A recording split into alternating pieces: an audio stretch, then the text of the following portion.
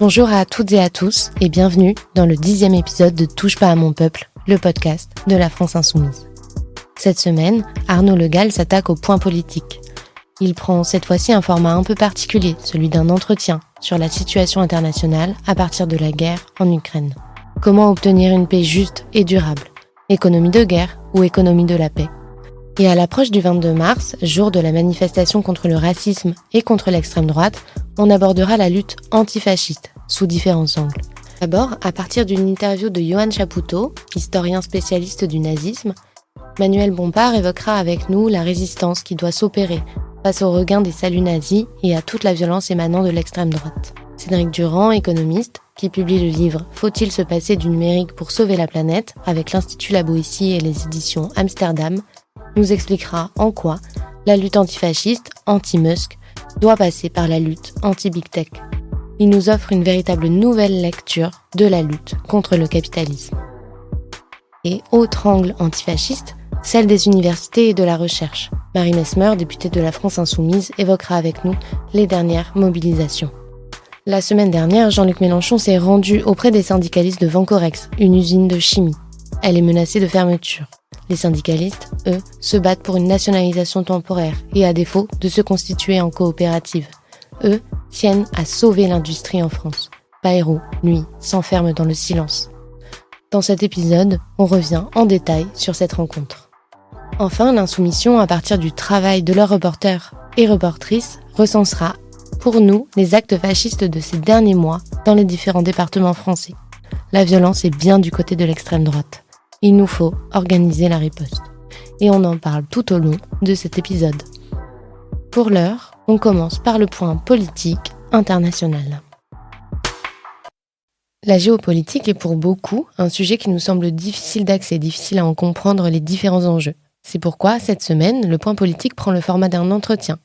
Avec Arnaud Le Gall, nous allons échanger sur la situation internationale à partir de la guerre en Ukraine. Bonjour Arnaud. Bonjour. Cette guerre dure maintenant depuis 3 ans. Peux-tu nous faire un rapide point d'étape ? Où en est-on ? Sur le plan militaire, la situation est figée. Il y a eu une offensive éclair ratée de la Russie en 2022. Poutine espérait quelques semaines une opération commando sur Kiev et changer le régime. Ça a été raté. Il y a eu une contre-offensive ukrainienne qui a mis la Russie en difficulté. Mais depuis octobre 2023, l'Ukraine n'a pas repris 1 mm² de territoire. En sens inverse, l'armée russe grignote. On est dans une situation, sur ce point, un peu analogue à la Première Guerre mondiale.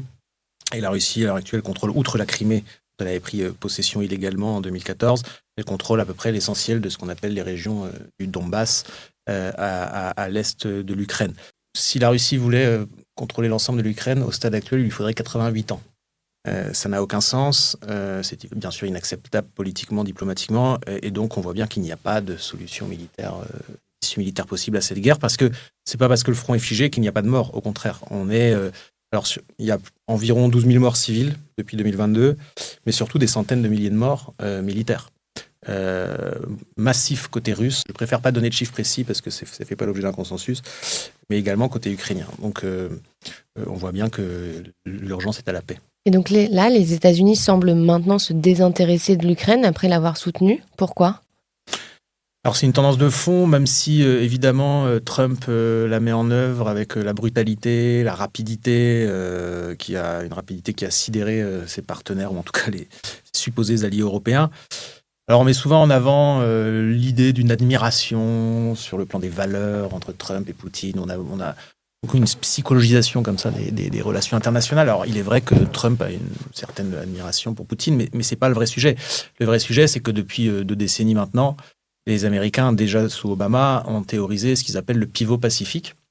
Donc ils veulent absolument se désengager d'un maximum de théâtres militaires dans lesquels ils se sont enlisés du fait de leur politique, de leur politique impériale, qui sont présents sur... C'est la première puissance militaire du monde, qui a plus de 600 bases militaires dans le monde ou apparentées, et qui a un dispositif militaire présent quasiment partout sur la planète. C'est à la fois pour eux une source de puissance, même si ça les amène aussi dans des déconvenues, mais également c'est pas ce qu'ils souhaitent faire eux, c'est resserrer le front face à leur adversaire ultime qu'ils estiment le plus dangereux militairement, c'est-à-dire la Chine. Et ils veulent donc mettre beaucoup plus de moyens face à la Chine dans le Pacifique. Donc c'est une volonté de désengagement de longue date.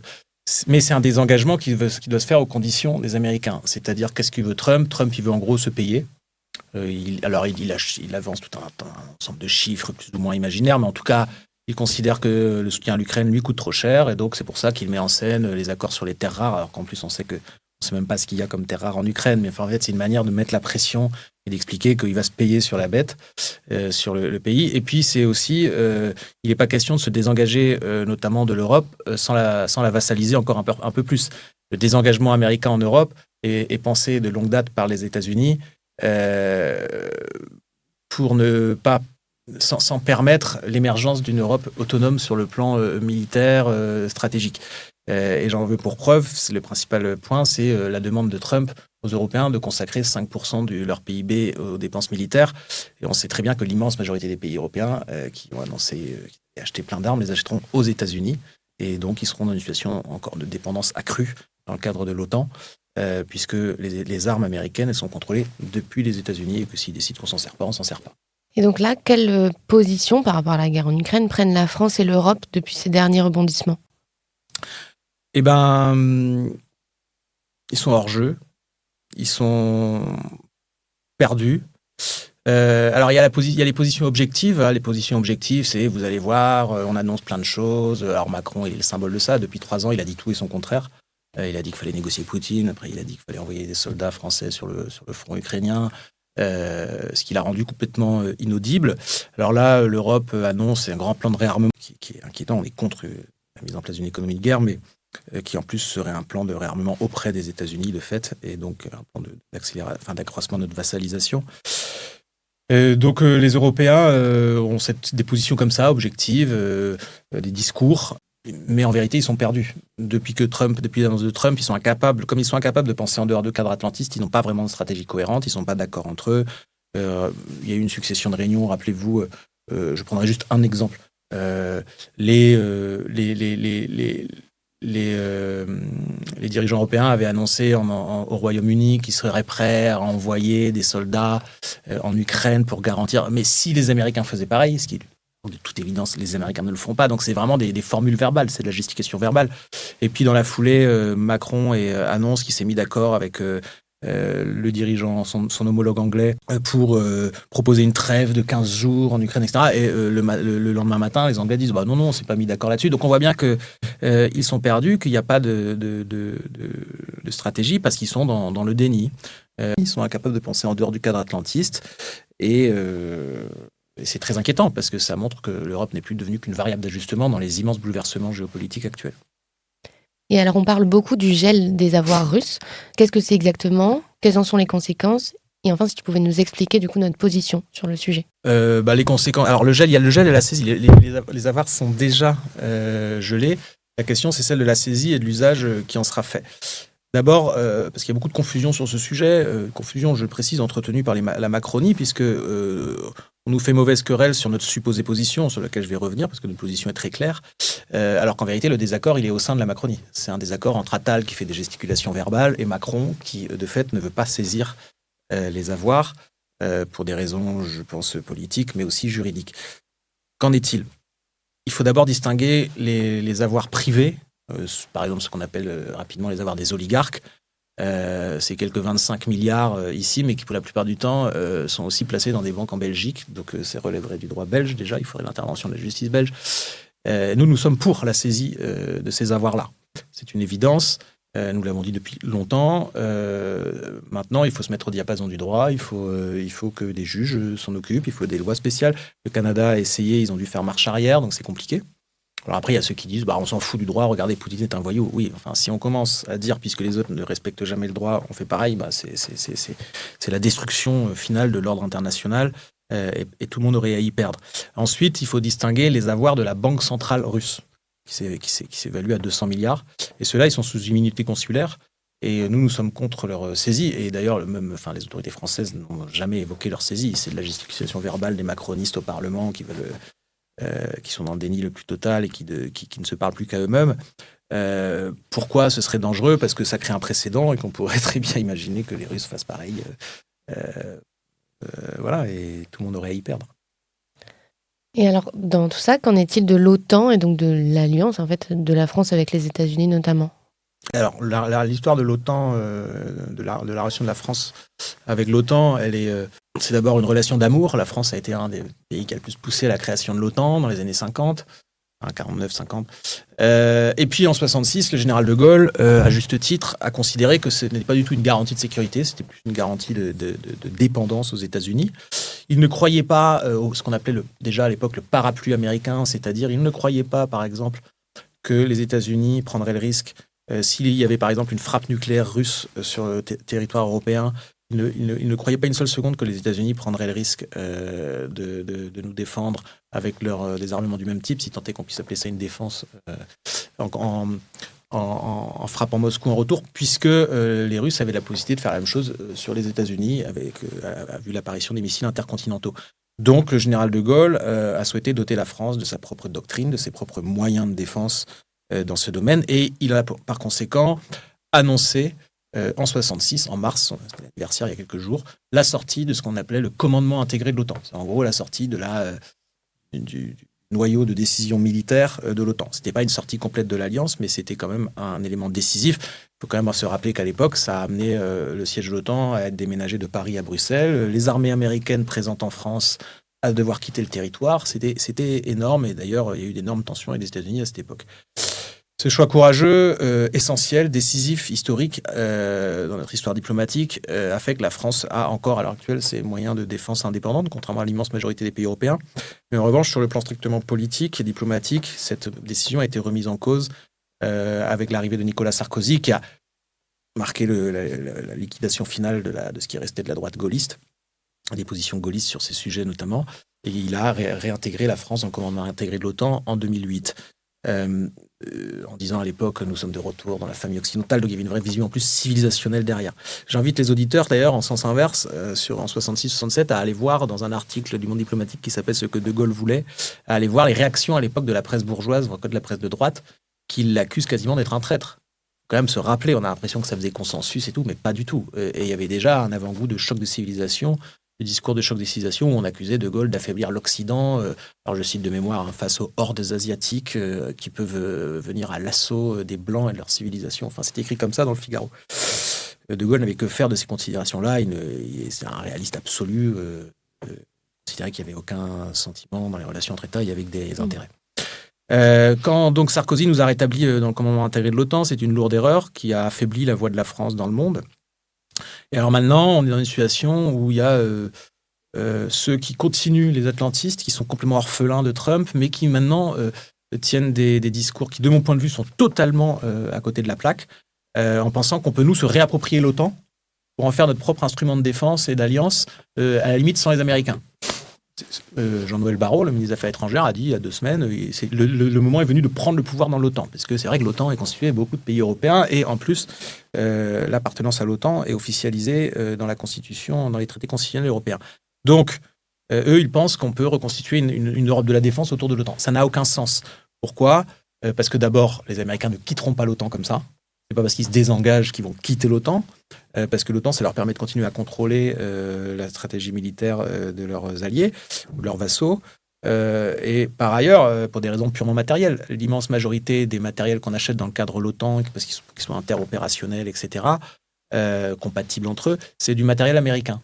Et donc, les Américains, ils décident ou pas qu'on peut s'en servir le jour venu. Donc, nous pensons que l'indépendance suppose de se mettre hors de ce cadre-là, hors du cadre de l'OTAN, et que les coopérations européennes en matière de défense et de sécurité, je dis bien les coopérations et non pas l'Europe de la défense, doivent se faire en dehors de ce cadre. Et alors, quand on écoute Macron, et notamment son allocution de la semaine dernière, on a l'impression qu'il veut entamer une guerre contre la Russie pour répondre à ces attaques. Donc, qu'en est-il de ces attaques et est-ce qu'on doit craindre la Russie de Poutine ? D'abord, je voudrais dire que le plus grave est peut-être que Macron ne sait pas vraiment ce qu'il veut faire à part communiquer à l'emporte-pièce. Il est inaudible, car je l'ai dit tout à l'heure, il a dit tout et son contraire depuis 2022. La Russie est un pays de fait qui est hostile, au sens où il a agressé un pays à nos frontières, en tout cas aux frontières de l'Europe, et on ne règle pas les litiges frontaliers par des invasions, et nous avons tout intérêt, nous, à mettre fin à cette situation. Pour autant, il ne faut pas tout mélanger. Même le ministre Lecornu passe régulièrement faire service après-vente en modérant les propos du président, les propos des plus exaltés des macronistes. Non, c'est un vieux débat. Hein. Déjà dans les années 60-70, on accusait les mêmes qui accusaient De Gaulle d'avoir affaibli la France en sortant du commandement intégré de l'OTAN disaient les chars russes peuvent être à Paris en 48 heures. On savait que c'était une légende, que c'était totalement faux.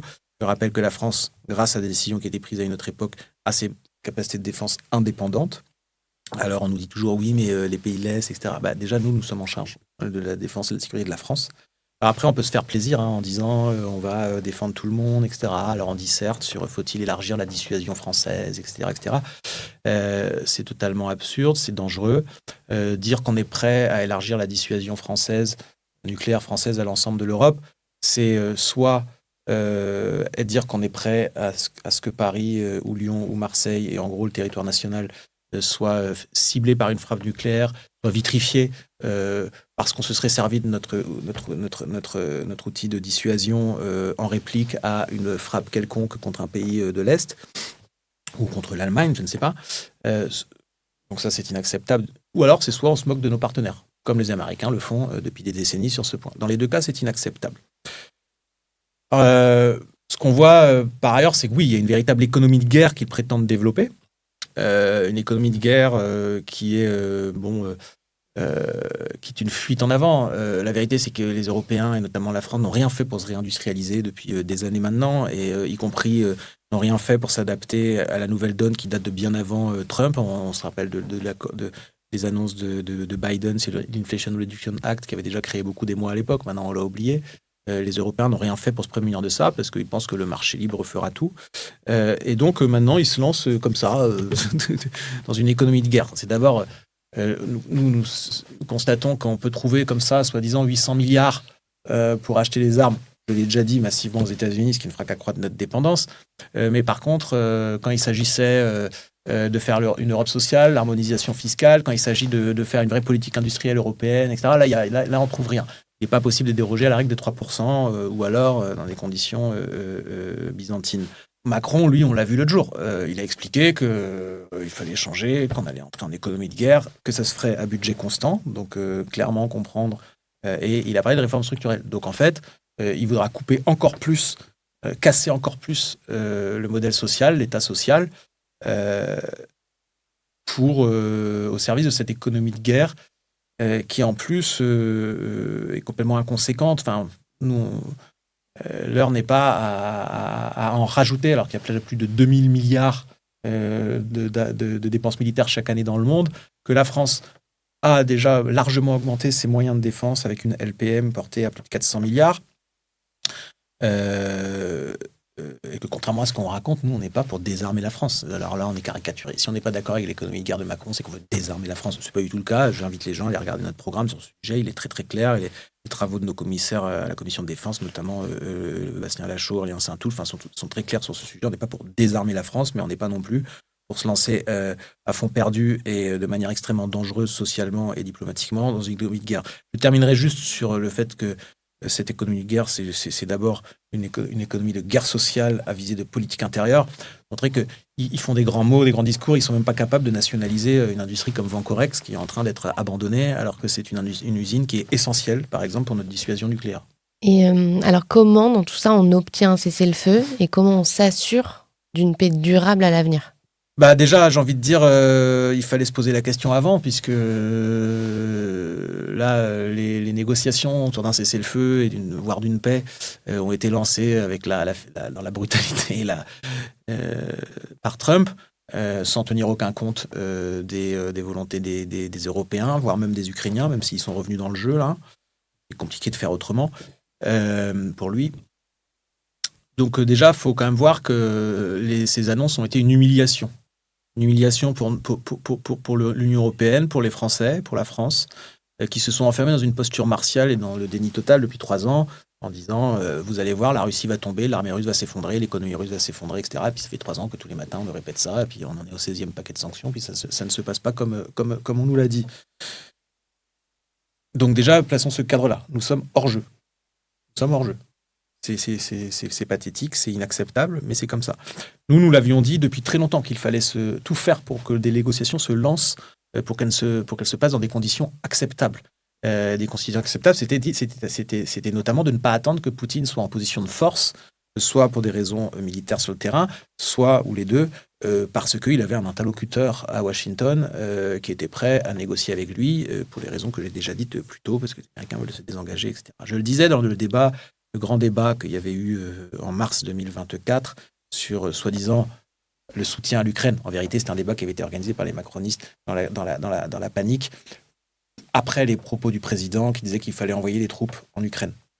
Et donc, dans la panique, il y avait un grand débat pour noyer le poisson.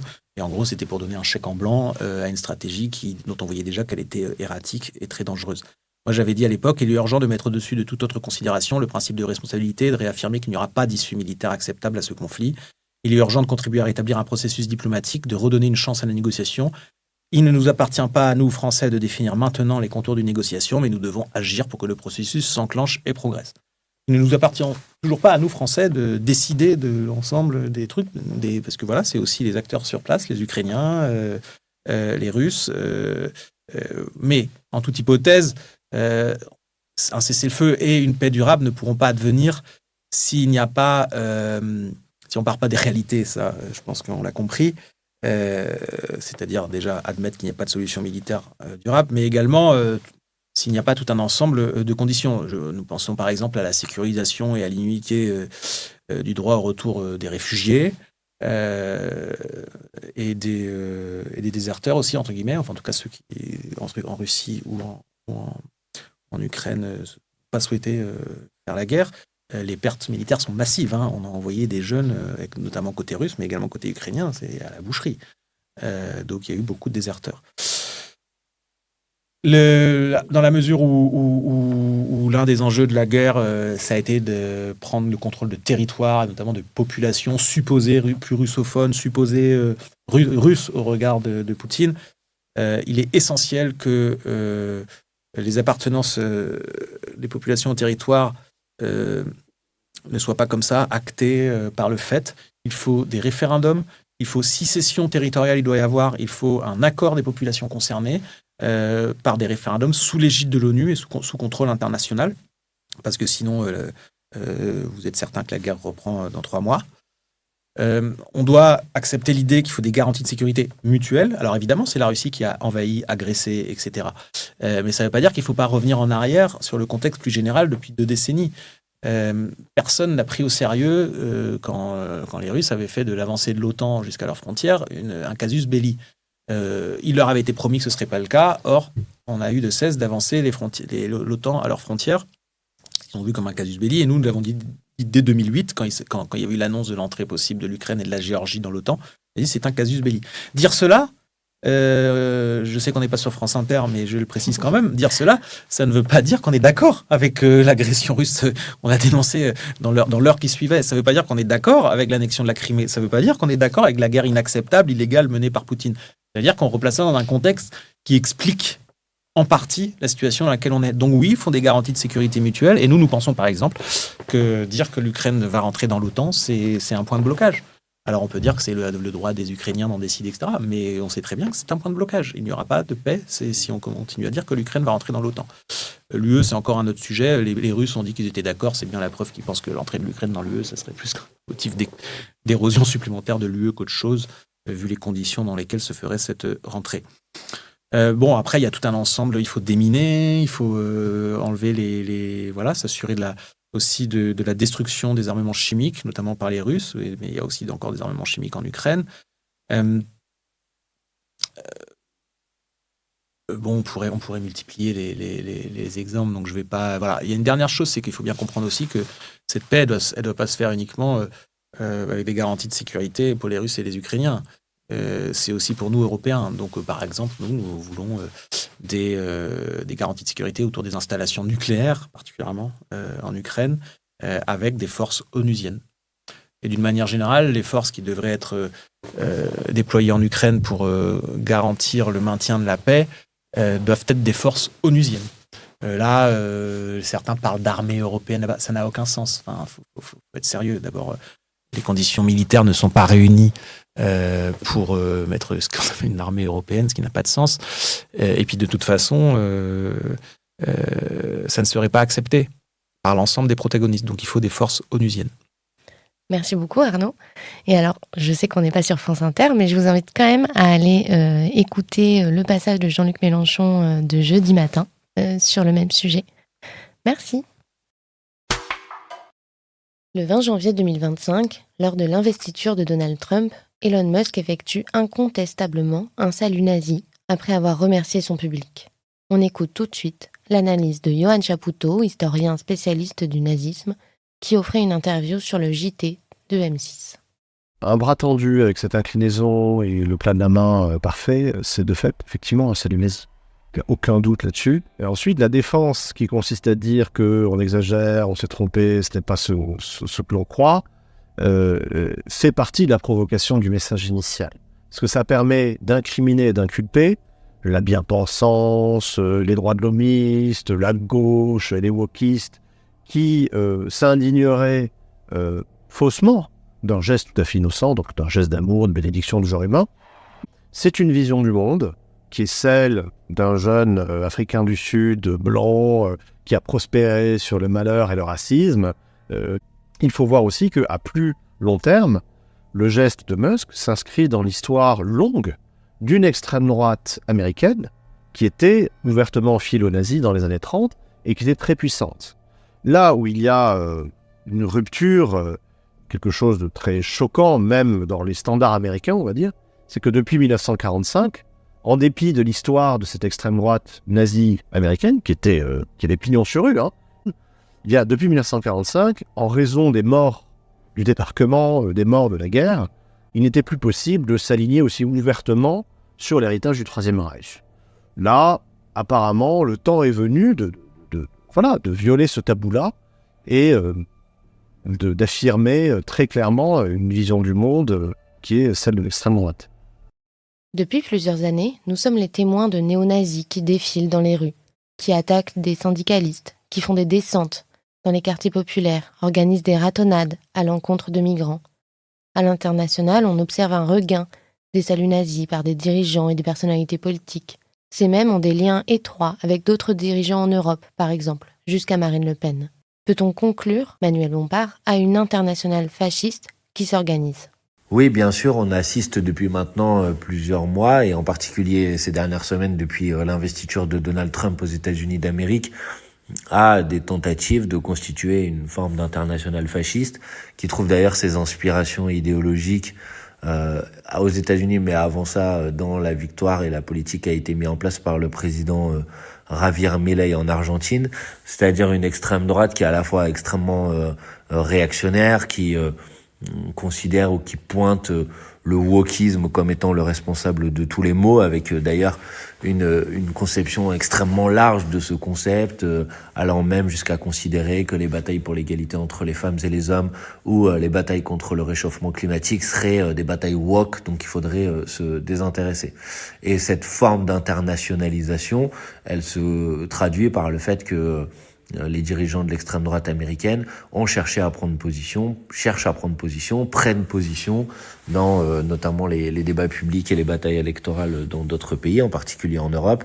On l'a vu avec la participation de Elon Musk à un événement de campagne du parti de l'AfD, l'extrême droite en Allemagne, mais on peut le voir aussi au quotidien par l'influence, l'utilisation des outils, notamment des outils des réseaux sociaux, pour venir intervenir dans le débat public en France. Et ceci a été assez bien résumé en vérité par le discours totalement hallucinant du vice-président américain quand il s'est rendu en Europe récemment, où plutôt que de venir parler à d'autres pays de relations équilibrées, il est venu en quelque sorte donner la leçon, dénoncer les dérives, les pseudo-dérives ou les soi-disant dérives de nos sociétés. Et enfin, cette internationale fasciste, elle se traduit aussi par des décisions américaine qui vise à se mettre à distance de tous les cadres internationaux de coopération et qui vise à étendre cette lutte contre le pseudo-wokisme, y compris dans les institutions internationales ou dans l'ensemble des champs dans l'ensemble des champs politiques. On l'a vu par exemple avec la décision de l'administration américaine de couper des programmes de recherche dans un certain nombre de l'université. On l'a vu dans les prises de distance vis-à-vis de l'ONU, vis-à-vis des engagements climatiques. On l'a vu dans les coupes de financement pour les politiques, par exemple, d'aide au développement, et qui vont se traduire par des conséquences extrêmement concrètes en termes, par exemple, de progression de maladies comme le sida. Et tout ça participe d'un même projet politique, qui est le projet politique aujourd'hui porté par l'extrême droite américaine et qui s'étend à l'échelle mondiale et qui est le grand défi auquel nous avons à faire face. Que nous dit cette banalisation des références nazies, mais aussi la tentative de minorer le sujet, notamment de la part des médias français? Il y a évidemment une forme de banalisation des discours d'extrême droite et de l'extrême droite de manière générale dans la classe politique française et dans la classe médiatique en particulier. Et de ce point de vue-là, c'est sûr que la manière avec laquelle le salut nazi de Elon Musk a été nuancé, relativisé, en particulier dans les médias du groupe Bolloré, le dit de manière assez claire et montre à quel point la situation évolue rapidement, puisque il y a encore quelques mois, sans doute que personne n'aurait imaginé qu'on peut commencer à essayer de légitimer des saluts nazis qui étaient l'objet sans doute ultime, qu'on ne pensait pas forcément revenir en France.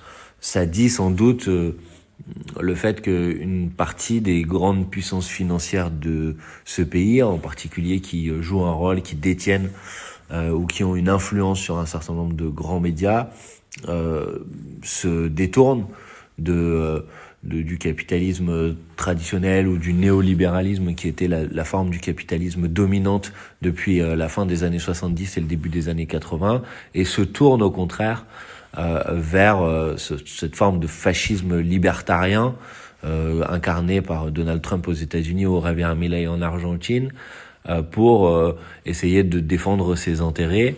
L'échec ou l'impasse dans lequel se trouve le modèle néolibéral aujourd'hui ne leur permet sans doute pas, selon eux, de conserver leur domination économique, de conserver leurs intérêts, et donc ils se tournent vers une solution qui est une solution autoritaire, qui est incarnée par cette nouvelle forme de capitalisme, autoritaire d'un point de vue de l'organisation de la société, réactionnaire sur le fond, néolibérale et ultra-libérale, libertarienne d'un point de vue économique. Et il y a une partie aujourd'hui de la classe politique française et de la classe médiatique française qui petit à petit sont acquis à ces thèses. Il faut de toute évidence faire rempart. C'est la grande question stratégique du moment, c'est-à-dire que si on analyse cette évolution, si on voit que le capitalisme est en train de changer de forme, qui se réorganise autour d'un capitalisme libertarien, réactionnaire, autoritaire, et y compris qui s'appuie sur les intérêts des géants du numérique, dont Elon Musk est en quelque sorte l'incarnation. Alors la question qui nous est posée, c'est quelle est la solution politique pour y faire face?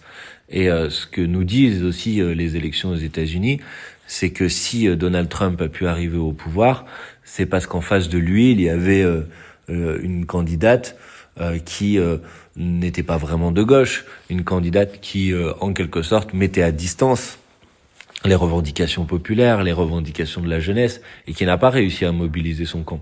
Donald Trump gagne davantage parce qu'il arrive mieux à mobiliser son camp que par un transfert massif d'électrices et d'électeurs.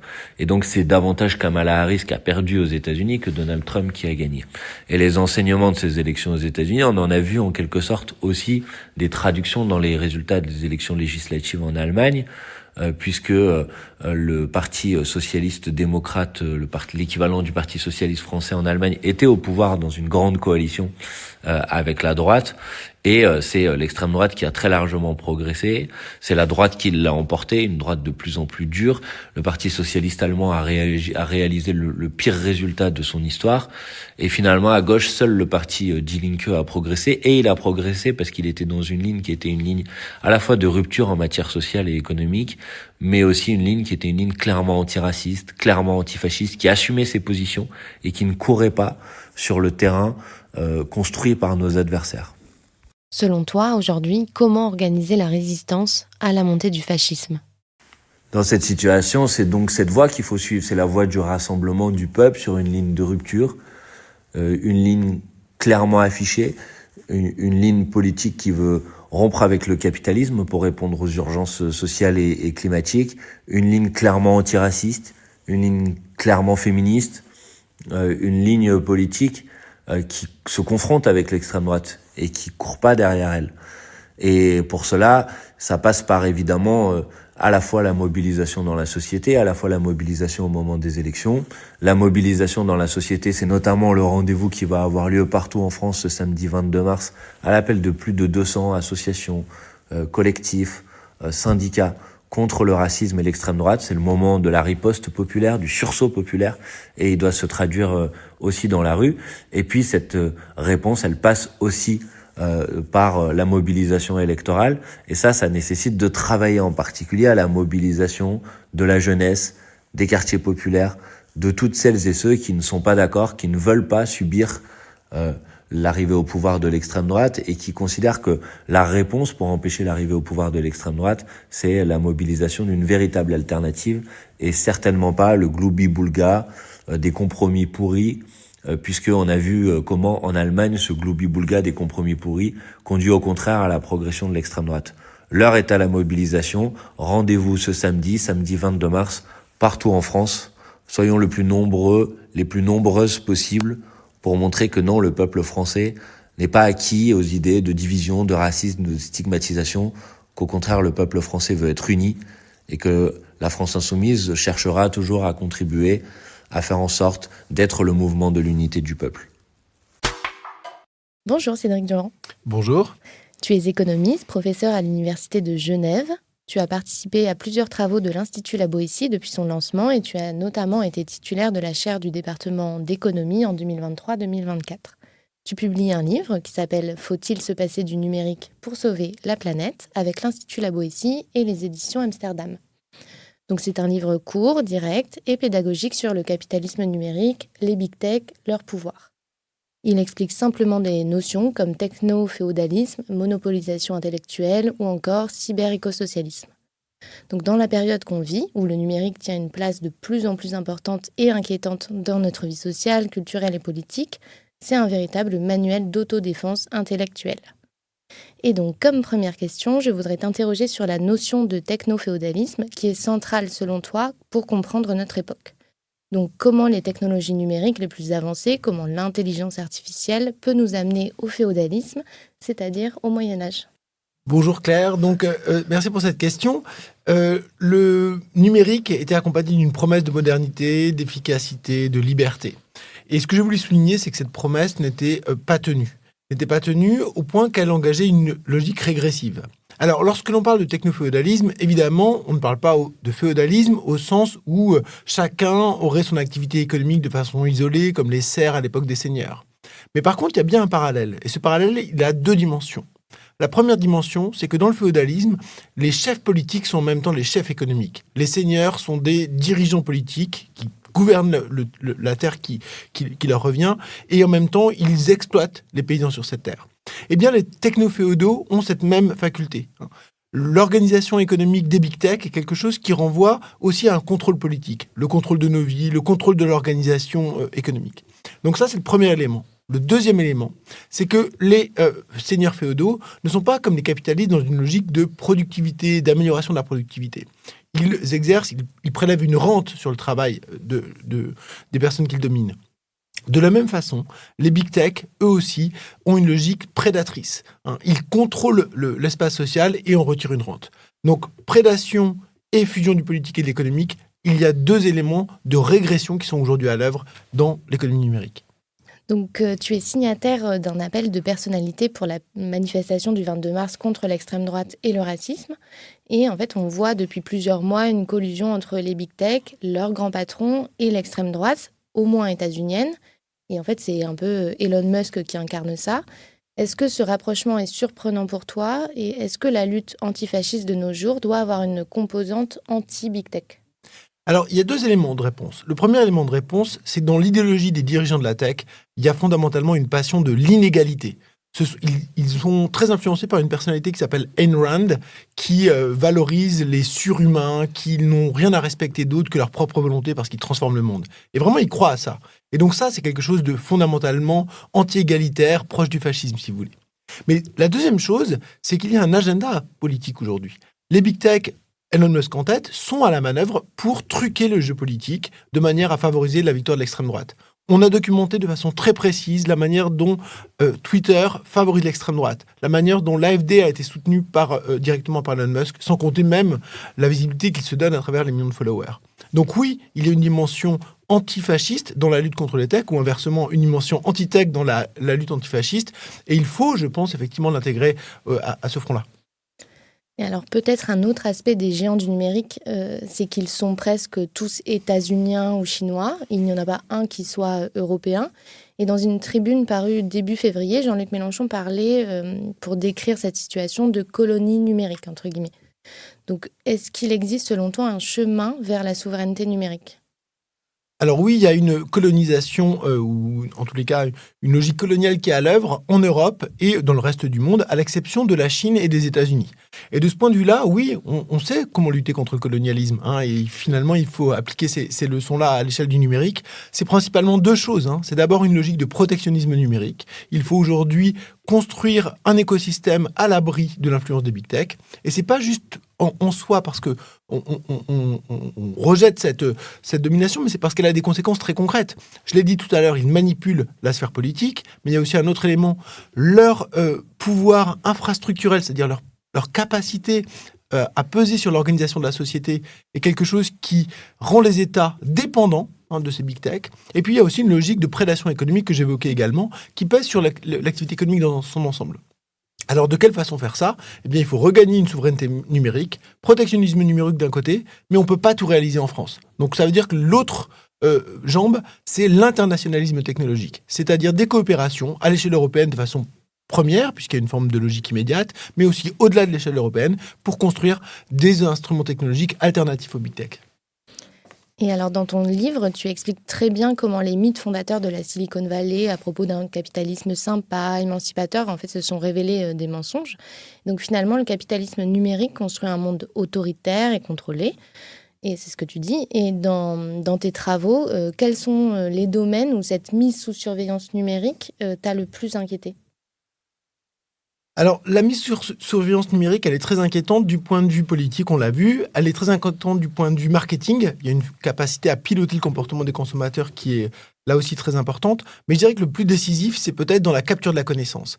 C'est-à-dire qu'aujourd'hui, ces dispositifs de big tech, ils observent ce que nous faisons toutes et tous, et ils apprennent de cela, et ils peuvent prévoir non seulement les agents individuels, la façon dont chacun va se comporter, mais au-delà de ça, des mouvements plus collectifs. Et ça donne un pouvoir politique extrêmement important. Et ça, c'est très inquiétant. C'est ça qui doit être socialisé. Si on arrive à exercer un contrôle démocratique sur cette capacité à mieux comprendre le social, c'est quelque chose de formidable. Ça peut être un levier d'émancipation. Il y a un coût écologique très important, on en parle beaucoup dans le livre. C'est quelque chose donc il faut prendre en compte de manière à limiter l'empreinte écologique. Ça veut dire en fait des formes de rationnement. On privilégiera certains usages que d'autres du point de vue numérique, mais c'est quelque chose qui peut être émancipateur. Dans les mains de monopoles privés, c'est quelque chose d'extrêmement menaçant, destructeur de la démocratie et in fine qui conduit à une société extrêmement inégalitaire. Et donc, dernière question, et c'est aussi au cœur de ton livre, il faut poser la question des usages du numérique. En gros, pourquoi on l'utilise ? Et toi, tu proposes qu'il soit possible de l'utiliser, ce que là tu disais, pour le mettre au service de la planification écologique. Est-ce que tu peux expliquer plus précisément cette idée ? On est très nombreuses et nombreux à être inquiets de la situation du monde et de son évolution qui ne semble pas aller dans la bonne direction. Mais il y a pourtant un philosophe suédois qui s'appelle Göran Thornborn qui, lui, dit qu'on est en train de vivre un nouvel âge de progrès. Ça peut le sembler paradoxal, mais il y a des éléments qui vont dans ce sens-là. Et en particulier, le fait que jamais auparavant on a été conscient à ce point de ce qu'était notre destinée collective. Destinée dans notre rapport à la nature, on est conscient de la crise écologique. C'est quelque chose qui effectivement nous inquiète, mais au moins on en est conscient. De la même manière, on comprend mieux les dynamiques politiques qui ont lieu dans les différents espaces du monde. La question des droits humains se pose de façon beaucoup plus large. Donc là, il y a autour de ces moyens de connaissance, de moyens de circulation de l'information, de capacité d'action collective, un élément d'espoir qui effectivement doit être mobilisé, pourrait être mobilisé de façon progressive, et notamment en direction de la planification écologique. Merci beaucoup Cédric Durand d'avoir été avec nous. Merci beaucoup. Et donc je vous rappelle que vous pouvez vous procurer le livre « Faut-il se passer du numérique pour sauver la planète ?» dans toutes les bonnes librairies. Il s'inscrit par ailleurs dans un travail conséquent de l'Institut La Boétie sur le numérique et l'intelligence artificielle qui fera l'objet d'un grand colloque le 29 mars et pour lequel vous pouvez déjà vous inscrire sur institutlaboétie.fr. Et vous pouvez aussi, pour ne rien rater de l'actualité de l'ILB, vous abonner à sa chaîne YouTube, son canal Telegram et sa newsletter. Marie Mesmer, au micro de Camille, revient sur les dernières mobilisations dans les universités. Défendre l'enseignement supérieur et la recherche, ça passe aussi par la bataille contre l'extrême droite et ses idées. Rendez-vous le 22 mars. Marie Mesmer, du coup, je suis députée de la France Insoumise, je suis députée de Rennes et pour mon parcours, avant d'être députée, j'étais étudiante et durant mes années d'étudiante, je me suis syndiquée. J'ai été 3 ans secrétaire nationale du premier syndicat étudiant de France qui s'appelait l'Alternative et qui s'appelle aujourd'hui l'Union étudiante. Donc à ce titre, j'ai siégé dans des conseils et négocié avec des ministres. Et là, juste avant d'être élue, j'étais en doctorat sur la protection de l'enfance. Donc, je me suis beaucoup intéressée aux questions de liberté académique, de recherche, de vie étudiante, de précarité, de démocratie à l'université. Les universités aux États-Unis étaient une cible pour Trump. Est-ce que tu peux un peu revenir sur la situation sur place ? Oui, et Trump est en train d'abattre une grande censure politique sur les chercheurs des États-Unis. Donc d'ailleurs, il y a beaucoup de chercheurs qui sont aujourd'hui virés et il y a des mots qui sont interdits à la fois dans les publications et dans la recherche, comme par exemple les mots femmes, les mots diversité ou les mots crise climatique. Donc on voit bien que c'est une attaque frontale contre la liberté de la recherche, la liberté académique et sur son indépendance. Tout ça, ça a un but, c'est d'empêcher de parler des discriminations, des rapports de pouvoir, d'inégalités, des rapports sociaux, de la crise climatique. Et comme ça, en le faisant, en fait, ils cherchent à supprimer, en gros, tout esprit critique et opposition au sein de la recherche et dans les mouvements qui sont mobilisés. Et par contre, une petite alerte, Trump est en train de faire ça aux États-Unis, mais nous, en France, c'est peut-être pas aussi grossier que Trump, mais il ne faut pas se sentir à l'abri parce qu'il y a aussi beaucoup de choses qui se passent en France. Donc la France n'est pas en reste. Il y a une multitude d'attaques, notamment contre les sciences sociales. Est-ce que tu peux revenir dessus ?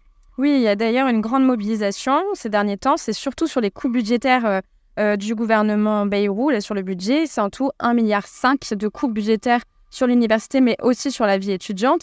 Et ces coupes-là, en fait, elles peuvent être transformées facilement. C'est l'équivalent de 7 universités moyennes comme Rennes 2 ou la suppression de 11 200 postes de maîtres de conférences. Donc, c'est énorme.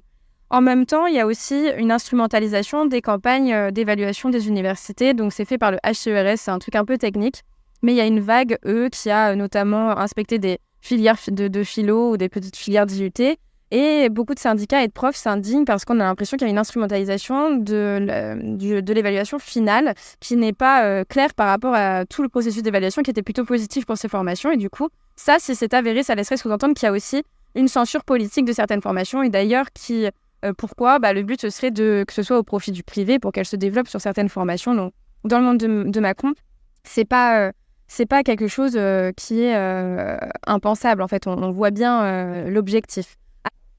On le voit, bien sûr, comme tu viens de le dire, depuis le début du quinquennat de Macron, une attaque, en tout cas, sur les universités et sur l'enseignement au profit de l'enseignement privé. Mais en dehors de ces attaques budgétaires et de ces grandes réformes, il y a aussi parfois des attaques politiques. Est-ce que tu peux revenir dessus ? Il y a aussi des attaques politiques. Notamment, je ne sais pas si vous vous souvenez, mais Vidal, quand elle était à l'époque ministre de l'Enseignement supérieur et de la Recherche, elle avait parlé d'augmentation islamo-gauchiste dans les facs. Elle avait demandé au CNRS de faire une enquête, il avait refusé. Il y a aussi dernièrement des interdictions de conférences de manière arbitraire et très orientée sur des conférences de gauche, en fait. Il y a aussi des étudiants ou des profs contractuels qui sont censurés, qui sont même parfois, comme à Sciences Po Paris, exclus pour avoir milité et opposé un avis politique à l'administration de l'université. Il y a d'ailleurs aussi des attaques comme celle du Rassemblement national qui dépose en novembre dernier sur le budget un amendement pour supprimer tout bonnement les sciences humaines et sociales parce qu'ils ont horreur de ça, du wokisme, de l'étude des discriminations et des rapports sociaux. Et enfin, on voit qu'il y a aussi une instrumentalisation managériale de la recherche avec notamment de plus en plus de grands groupes commerciaux comme Total qui arrivent à avoir un poids dans les conseils d'administration, à y être membre ou avoir des groupes de promo ou des amphis dans leur nom Donc ça aussi, c'est une logique très instrumentale et politique de la recherche sous Macron.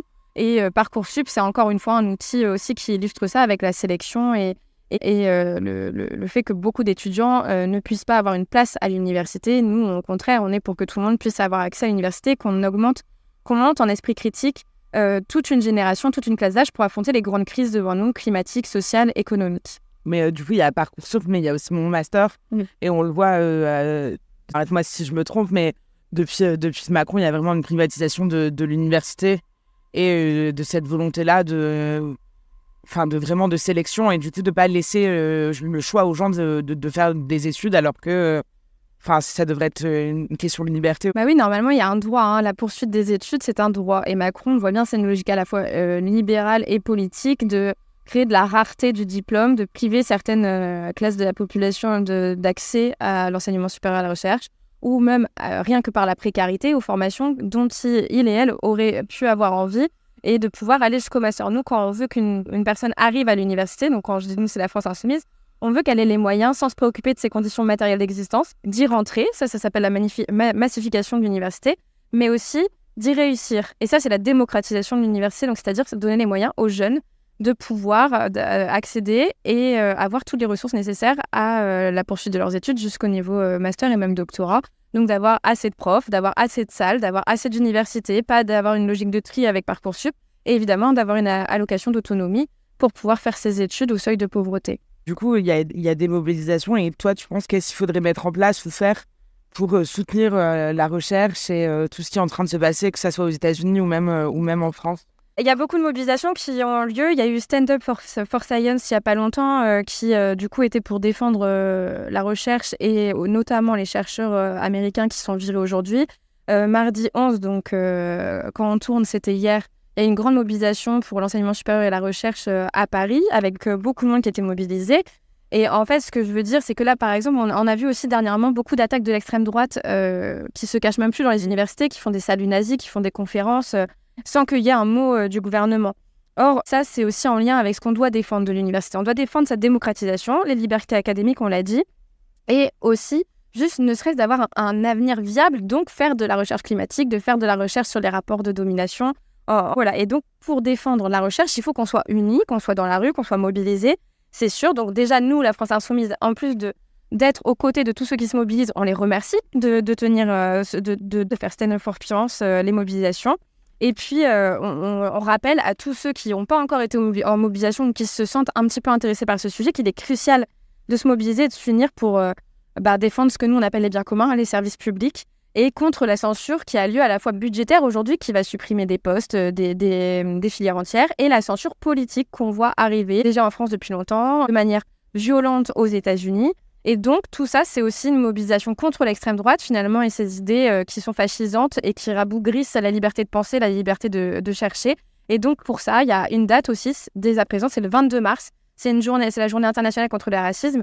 Et donc, forcément, c'est aussi une journée internationale contre le fascisme. Donc, on appelle tous ceux qui sont attachés à la recherche, aux libertés et à la vie collective, au bien commun, de se mobiliser avec les collectifs qui appellent à cette date le 22 mars partout en France.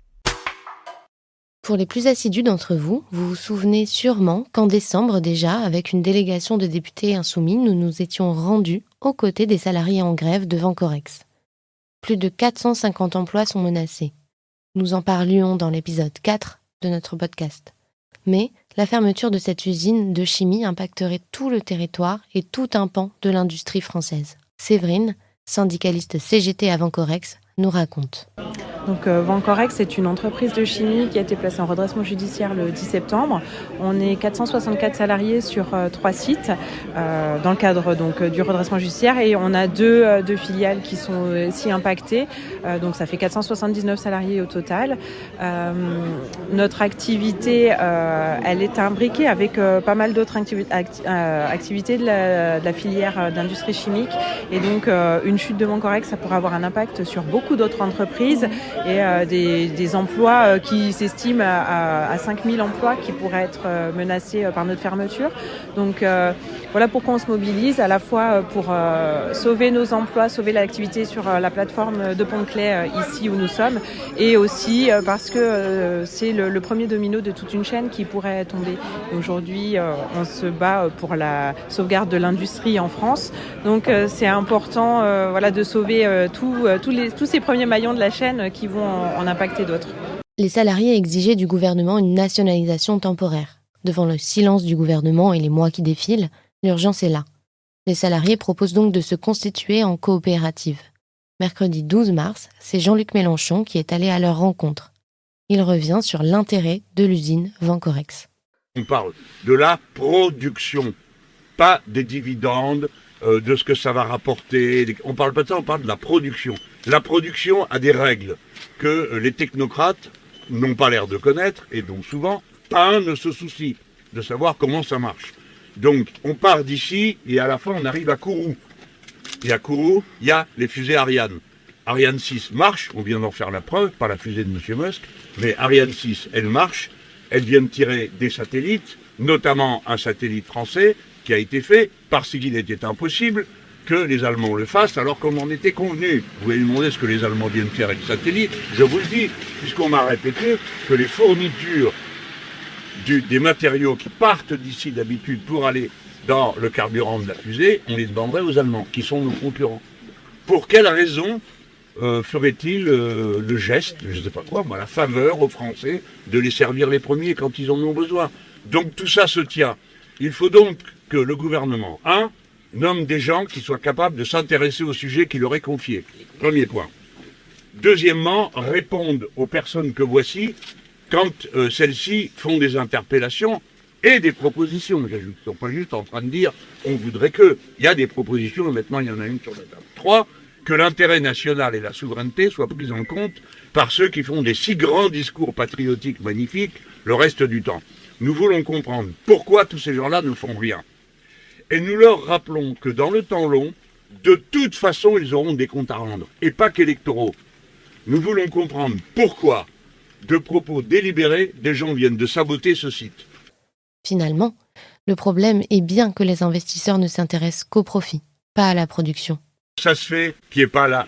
Je ne sais pas, les types qui ont du fric, pourquoi ils ne sont pas là du matin au soir ou suppliés de prendre leur pognon pour produire, parce qu'ils sont incapables, parce que c'est juste des parasites, parce qu'ils ne savent pas utiliser, c'est pas ça qui les intéresse. Ils demandent des taux de profit qui sont vertigineux, qui ne sont pas réalisables dans l'industrie. Ils sont réalisables que dans la sphère financière, ou à la condition d'une surexploitation des travailleurs, ou à la condition d'un démantèlement qui est toujours provisoire. C'est-à-dire qu'au début, on enlève les morceaux qui ne donnent pas assez pour montrer que ça donne beaucoup. Puis au bout d'un moment, ce qui donne beaucoup, comme il est privé du reste, il finit par s'étioler et par mourir. Ça fait 40 ans que ça dure. Il y en a assez de ces dirigeants qui ne comprennent rien à la production. Voilà, quoi d'autre? Bref, pour la coopérative, donc bravo, vive les coopératives. Il est temps que le gouvernement prenne position. Les salariés attendent du soutien et une réponse. Les dirigeants français sont en dessous de tout. Ce sont des bavards sans conséquence. Donc, monsieur Bayrou, faut se réveiller. C'est maintenant au tour de l'insoumission.fr. Ulysse nous montre toute la violence de l'extrême droite en France. Pensé et travaillant comme un média anticapitaliste et antifasciste, l'Insoumission enquête et dévoile régulièrement les méfaits de l'extrême droite. Et en ce moment, il faut le dire, il y a fort à faire. Certains sont plus médiatisés, comme la venue de Jordan Bardella à la conférence de l'Action politique conservatrice, grande messe des droites extrêmes états-uniennes, ponctuée cette année par un salut nazi de Steve Bannon, l'un des meilleurs amis de Marine Le Pen. Ou comme les menaces verbales racistes prononcées à l'encontre de Rima Hassan, à qui l'on promet la déchéance de nationalité, alors qu'elle défend un peuple génocidé avec le droit international comme seule boussole. Ou contre Ali Diouara, qu'un policier menace de taser pour avoir eu l'outrecuidance d'interrompre un contrôle au faciès, puis à qui un ministre tourne ostensiblement le dos parce qu'apparemment, il ne l'écoute pas avec suffisamment de déférence, nier la réalité des violences policières. Ou ces nazillons qui ont attaqué un événement organisé par l'association kurde Young Struggle et ont poignardé 2 militants. Mais le sujet est loin d'être épuisé. Le fascisme fait son lit sur une multitude d'agressions racistes quotidiennes. C'est pourquoi l'Insoumission a envoyé toutes ses reporters et reportrices sur le terrain pour documenter ces violences, afin que plus personne ne puisse faire l'autruche. Plus personne ne doit pouvoir dire « je ne savais pas ». L'histoire la plus puissante, la plus symptomatique de la réalité, de l'horreur, du racisme au quotidien, c'est celle de Carole, habitante de Grasse. Dans une vidéo de l'Insoumission qui cumule des centaines de milliers de vues, elle raconte. Il y a 4 ans, mon conjoint et moi, nous avons acheté une vieille maison à Grasse, parce que c'est des choses que j'aime, c'était vraiment un coup de cœur. Et dans cette maison, on pensait vivre des jours de bonheur, offrir une maison familiale à nos enfants, sauf que notre crime a été d'avoir cette couleur de peau, d'être noir. Et on l'a très vite compris parce qu'en dessous, sur notre domicile, se trouve un couple. Clairement, ils n'aiment pas les Noirs et les Arabes. Ils l'affichent très clairement, ils le font savoir. Et très vite, ça a été des insultes. Bamboula, sale noir. Oh, qu'est-ce que ça pue, ce genre de personnes. Oh là là, qu'est-ce qu'ils sont venus nous envahir. Ça a été vraiment les agressions très vite. Des cris de gorille, on se tape la poitrine et on mime le gorille. Surtout, ils s'attaquaient beaucoup aux enfants au début parce qu'en fait, selon nous, l'idée, c'était de nous faire partir le plus vite possible. À la police, on nous explique que si c'est si difficile que ça, qu'on n'a qu'à rentrer dans notre pays et on n'a qu'à rentrer d'où on vient. Et c'est exactement le même langage que tient ce couple, Et donc, ça légitime ce qu'ils font. Les agressions, c'est tous les jours. Il n'y a pas une journée sans qu'on se fasse insulter. Alors, c'est des coups sous le plancher, des coups qui font trembler les murs. C'est les murs qui tremblent à tel point qu'il y a d'énormes fissures qui apparaissent tellement les murs crampent. Il y a eu des coups physiques dans la mesure où il m'a cassé le doigt, le monsieur, il est ancré chez nous. On ne dort pas la nuit. Chez nous, on ne sait pas ce que c'est que dormir la nuit. Ils peuvent se lever à 2h du matin, quand ça les chante, ils frappent. Et maintenant, ils ont même un groupe d'amis qui les soutiennent. C'est-à-dire que chez nous, nous sommes des animaux de zoo. Mais nous n'allons pas baisser les bras. Tant qu'à faire, je préfère mourir, mais je ne cesserai pas de crier justice pour ma famille, pour mes enfants et pour toutes les personnes qui, comme nous, souffrent de ce genre d'injustice, du silence de la justice. Partout dans le pays, le travail des militants insoumis permet de mettre la lumière sur ces méfaits. José à Lyon. En octobre 2024, une femme qui portait une casquette a été passée à tabac par un groupe d'extrême droite parce que sa casquette rappelait les valeurs antiracistes et antifascistes. Donc, les victimes du fascisme et du racisme sont diverses. Même les femmes sont victimes du racisme de l'extrême droite. Ilan à Rouen. L'année dernière, une soirée xénophobe a été organisée dans le bar identitaire Le Mora. Cette soirée avait été autorisée par la justice, mais a fini par être interdite, et bien heureusement, par la mairie.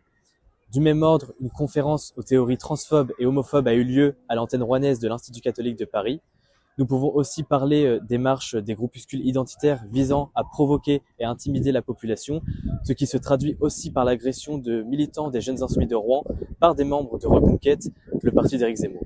Maëla à Lorient. On est confronté à un gros problème ici sur Lorient, une grosse pression, une grosse montée de l'extrême droite avec une multiplication des agressions racistes sur le territoire. La ville semble même devenir un centre névralgique en Bretagne. Ça se traduit par exemple par le recrutement au sein de la police municipale de Lorient d'un militant très connu de la fachosphère. Il vient s'ajouter à toutes les agressions depuis 2022, les tags qui sont laissés par la ville, il y a un vrai laisser-faire. Face à ces actes racistes, contre cette ambiance pré-fasciste, rien ne sert de compter sur cette caste, les élites, les bourgeois. Comme l'a dit dimanche dernier Emmanuel Barré dans une chronique à la vérité tonitruante. Je sais que si un jour, au second tour d'une élection présidentielle, il faut choisir entre l'extrême gauche et l'extrême droite, ils prendront leurs responsabilités et ils signeront en première page du Point une tribune historique. Vous les pauvres, les femmes, les vieux, les malades, les arabes, les noirs, les trans et les roms, désolé, mais on préfère notre pognon. Votez RN. Non. Contre la montée du fascisme, contre cette multiplication des attaques racistes perpétrées aussi bien par des militants assumés en totale roue libre que par des gens matrixés par des heures d'antenne du groupe Bolloré, nous ne pouvons compter que sur nous-mêmes.